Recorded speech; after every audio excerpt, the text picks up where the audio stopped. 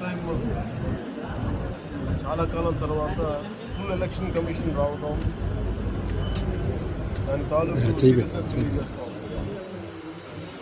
ముఖ్యంగా ఆంధ్రప్రదేశ్ ఎన్నికలు చాలా ప్రజాస్వామ్యబద్ధంగా జరగాలి అని కేంద్రం ఎన్నికల సంఘం మన నిర్ణయం తీసుకున్నందువల్లే రోజున ఫుల్ ఎలక్షన్ కమిషన్ ఆంధ్రప్రదేశ్ విజయవాడలో రావడం జరిగింది.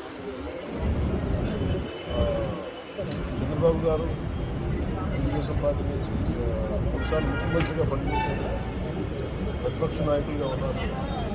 సుదీర్ఘమైన అనుభవంలో కూడా ఎన్నిసార్లు ముఖ్యమంత్రిగా ఉన్నప్పుడు కూడా ఎలా జరిగిందని చాలా బాగా వివరించారు.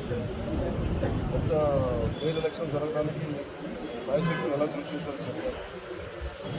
జనసేన తరఫు అలాగే వైసీపీ ఏమేమి చేసింది, దొంగ ఓట్లను రిజిస్టర్ చేశారు. చంద్రగిరి